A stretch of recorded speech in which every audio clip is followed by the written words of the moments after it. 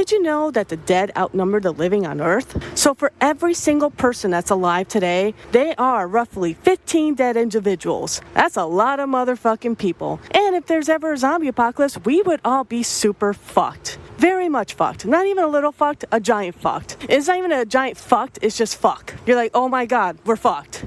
So prepare your zombie shit now, because who knows if that'll happen within the next coming years with how this world is going. So welcome to an episode of Nevermind a Broadcast, and I'm your host, Izzy Smut. So this week's episode, I did an interview with Kurt from Dismantled. He sent me a couple of songs that he wanted me to play. So this first band is called Soap Charge. They're from Tulsa, Oklahoma. They're playing in Connecticut the 29th of September, Cherry Street, and the 30th in Boston. So I am so excited. I hope to see a bunch of you guys there in the Wallingford show at Cherry Street. That's a sick lineup. I don't even care. Productive Member, Parasitics. Oh my god. Like, if you don't go to that one, what the fuck is wrong with you? Are you stupid? Like, what's wrong with you? I mean, I'm not trying to call you stupid, but wow.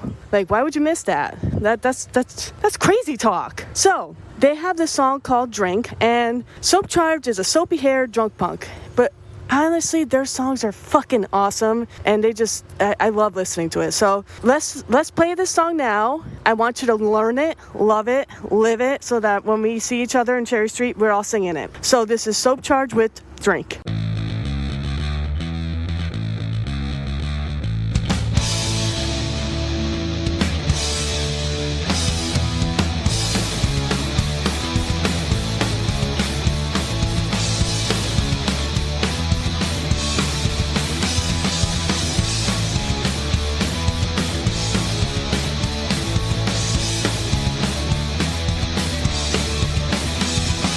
Drinking so much whiskey till my liver turns black. But I fucking take a wine and the 30 rack. Drinking on Kentucky Deluxe, it's all I could afford. The shit sounds fucking mindless, but goddamn we're fucking bored. I wanna drink. I wanna drink. I wanna get drunk. I'm going nowhere. I wanna drink. I wanna drink. I wanna get drunk. I'm going nowhere.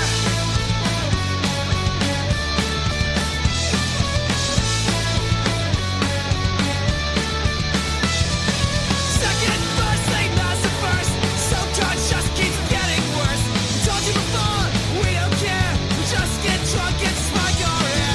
None live, doing just fine. They say I'm wasted, but I'm alright. Another beer, another show. Street folk toy and rock and roll. I wanna drink. I wanna drink. I wanna get drunk. I'm going nowhere. I wanna drink. I wanna drink. I wanna get drunk. I'm going nowhere.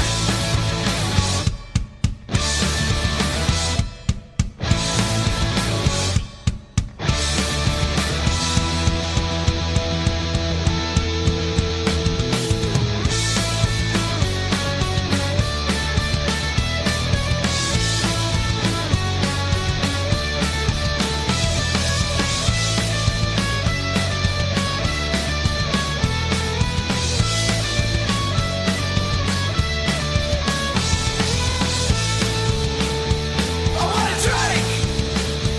I wanna drink. I wanna get drunk. I'm going nowhere. I wanna drink. I wanna drink. I wanna get drunk. I'm going nowhere.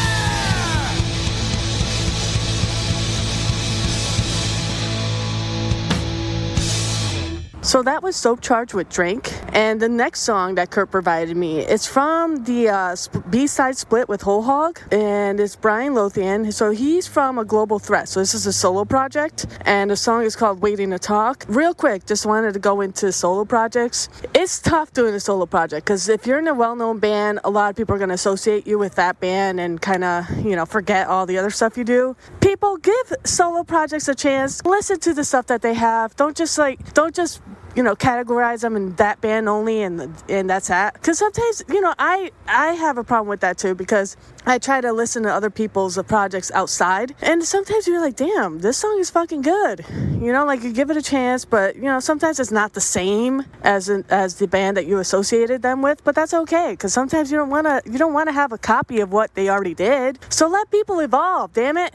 So yeah, so that's the thing. I wanted to bring that up because solo projects are tough to do. You're doing all the work and people just go, oh yeah, you're from this band. No, let people evolve, let people do their own shit and give it a chance. I mean, who knows? Maybe you'll like it more than their well-known band. Sometimes you have to kind of open your mind a little bit. So this is Brian Lothian. We're waiting to talk. The guitars are amazing in this, so blast it because it's fucking awesome when you listen to it loud. So this is Brian Lothian. We're waiting to talk.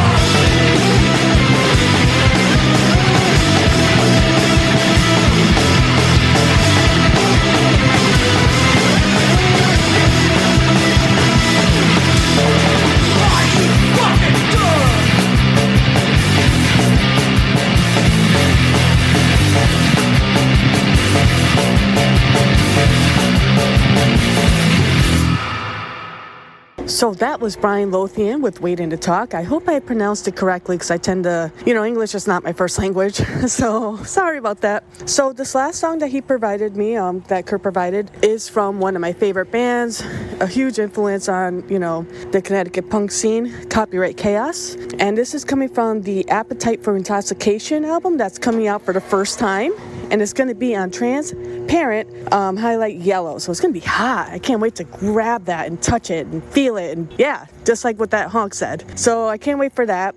So after I play this song, I'm going to play the interview with Kurt. And he told me something so cool. I'm so excited. I want you to listen to it because it's a huge announcement that's coming on. And I'm so thrilled. Like, I love when I get, exclusive news on my show. I feel like a little journalist, even though I'm just some piece of shit doing a podcast. But yeah, so anyways, this will be Violence by Copyright Chaos, and up next will be the interview with Kurt from Dismantled Records.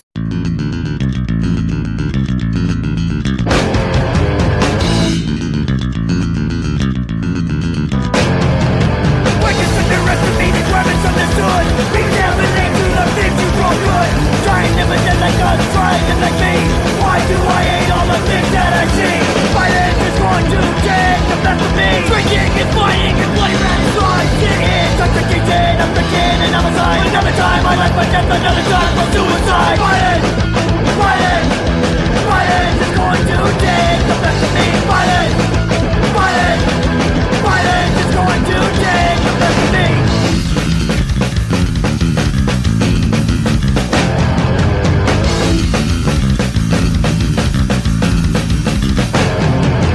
We're just underestimated, well misunderstood. We dominate to the things you call good.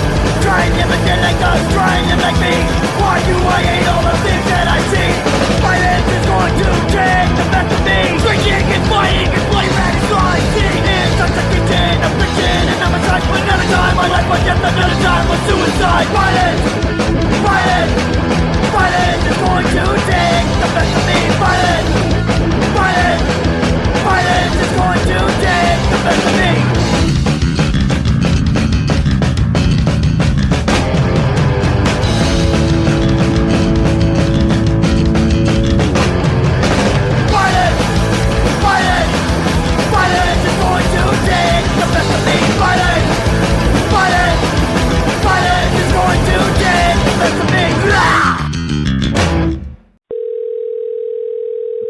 I'm Kurt from Dismantled Records. Started off as like a small label and record distribution out of New Hampshire, like a little online store, and then sometimes different events, when I can. Yeah, and tell me the stuff that you've released so far and what you plan to release. Oh, Jesus.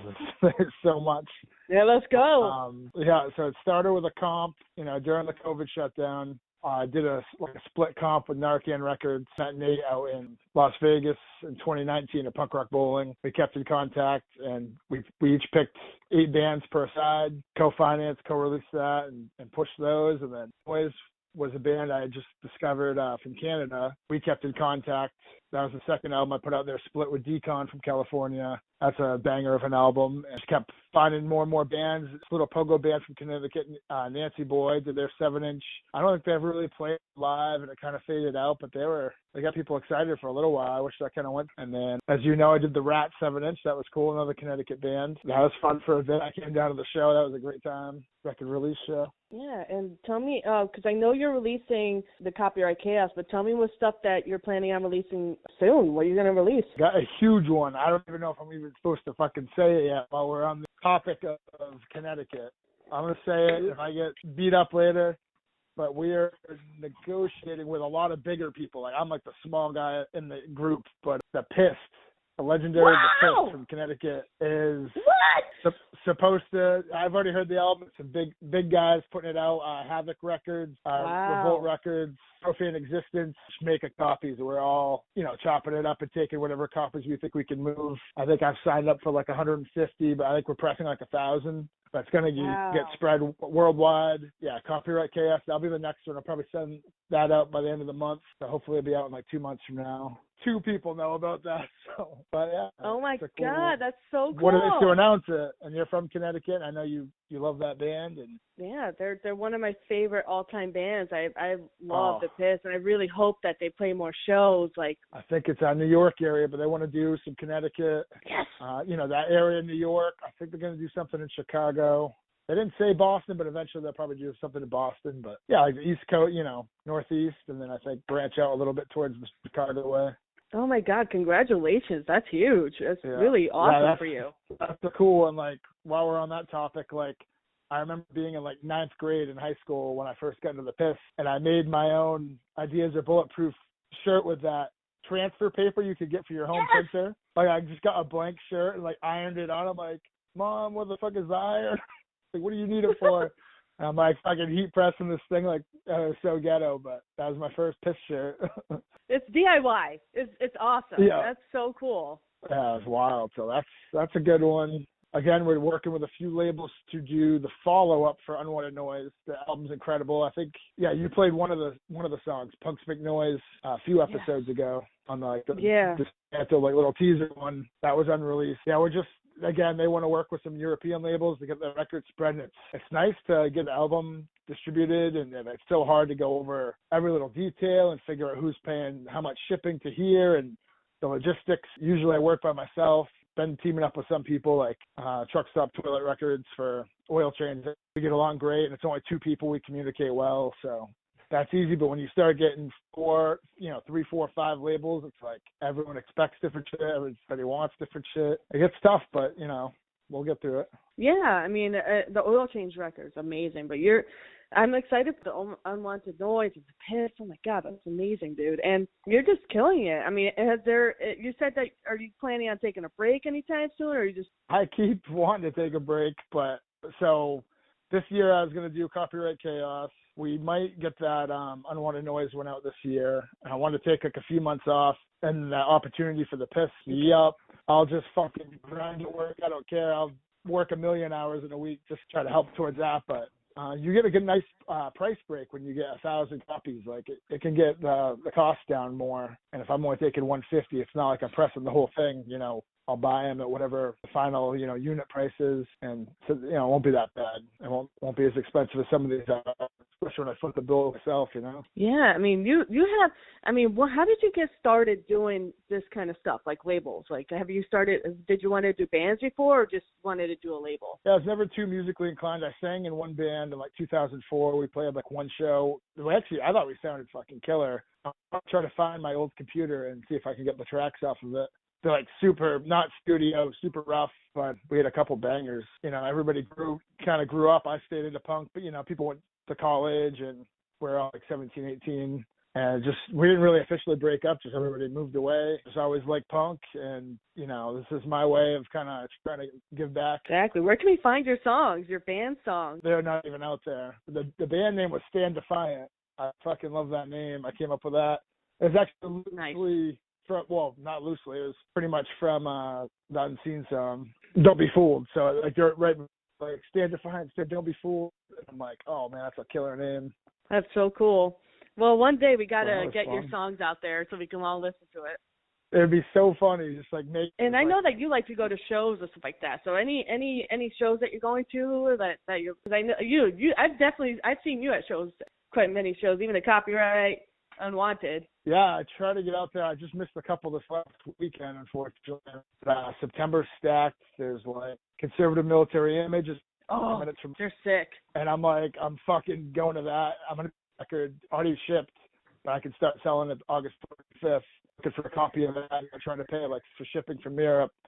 I'll have like a dozen copies. Cool. So right in a row, that's like the 9th. The 10th is Call the Cops, Rotten Stitches, Near Beach, basically Boston.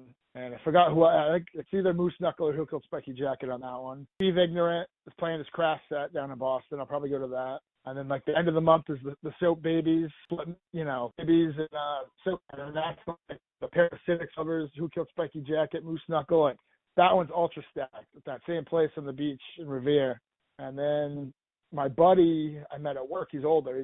He's Vinny Stigma's age, so he knows Stigma, and his neighbor is Craig Silverman of Agnostic Front. So we're gonna go hang out with them for the Rancid Agnostic Front show right outside of Fenway Park. I forgot the date for that one, but like, yeah, there's a million shows in September. I know, all at the same time, right? You're like, where do I go? The most important show that I should be plugging, I'm actually going to fly out to is Oil Change, Grand Rapids, Michigan.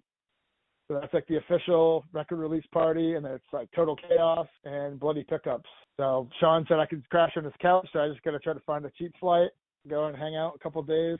That's September 15th. So if you're out in the Midwest, like, try to make it out there.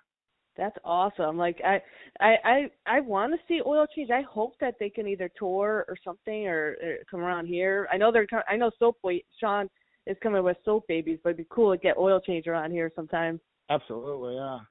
Maybe next year. Yeah. You know, everybody's been a long year for everybody, and you know, recharge the batteries, save up some money, and yeah, book a little small East Coast run or something. That'd be great. So what do you plan? So what are your hopes for Dismantled? What's the future looking for?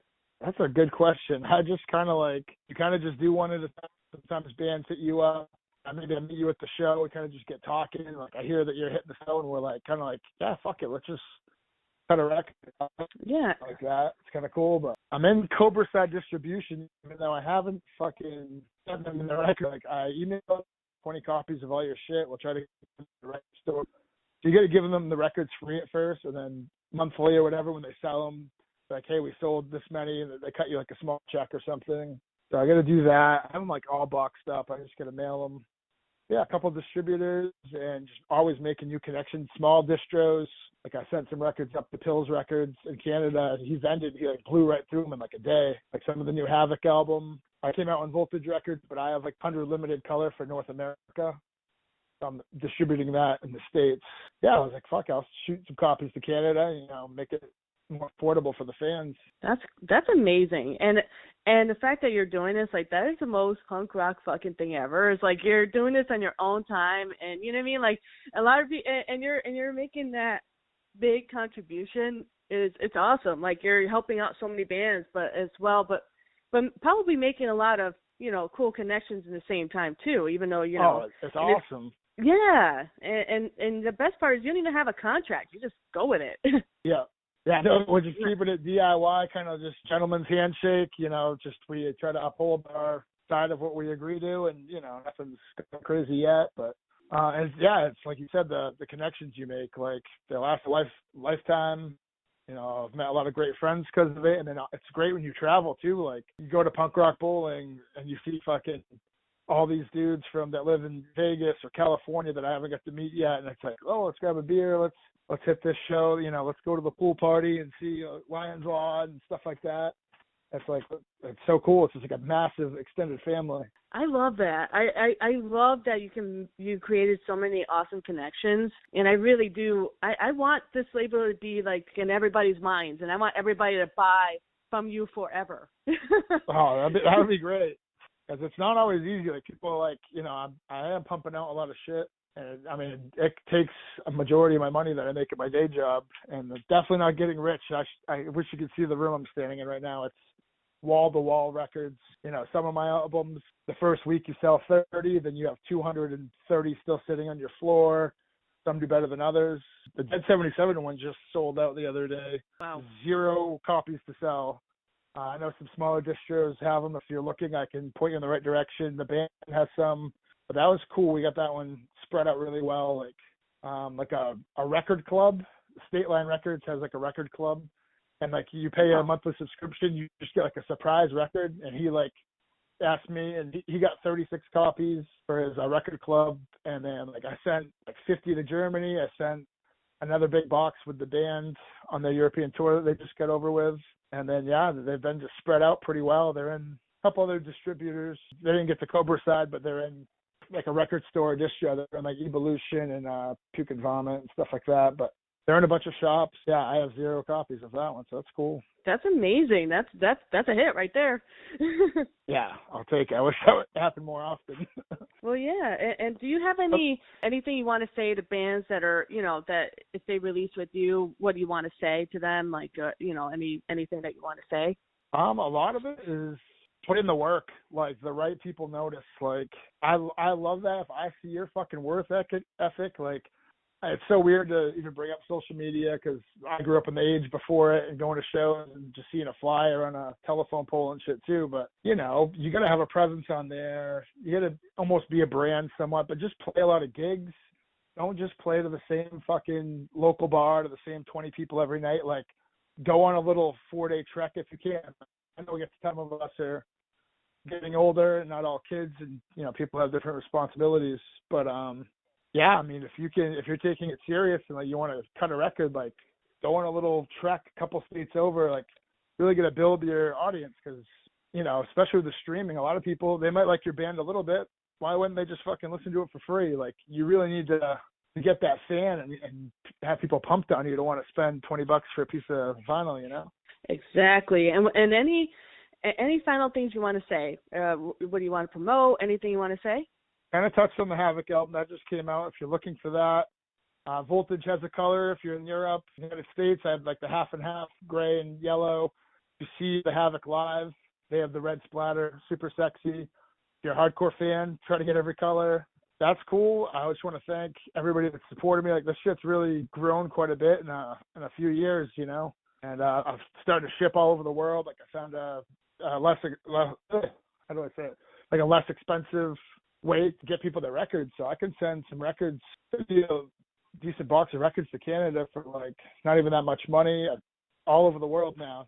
It depends, but basically you get like a discounted shipping label off the internet. It's not Genius, but there's Go Shippo or Pirate Ship. But if you just put in the work and if you find people a cheap way to get their records, like I can't even name countries now: Latvia, fucking Germany, Belgium, Australia, Japan, and they're willing to buy records because you can make the shipping more affordable. That's incredible. Well, thank you for your time, and thank you for what you're doing. You're doing something amazing. Just keep killing it. I'm trying. It's going to kill me, but yeah, no, it's what I love. And like even just boxing the shit up in the morning, like it gets me out of bed on my days off. And my job's a little weird, so I work. I'm only scheduled 3 days a week. Usually work 4, like pick up an extra day. But like the 3 days off, it's so easy. Just like want to go get a beer. So, in the morning I get up. Yeah, so like instead of just doing that all my days off, it's like box the orders, go out, ship them all, come back, go to the computer, type in all the tracking shit, so it's good. It gives you like a routine, you're not sleeping in too late. You're not going to fucking sleep till noontime and be a bum. It's like, no, I still got work to do. It's not a job, but it's, it's important and it has to get done. Well, somebody buy this man a beer, and Thank you for your time, and yeah. And I'll see you at a show, man. Yeah, definitely. Always good to All talk right, to you. thank you. Always good to see you. And we'll see each other soon. Definitely.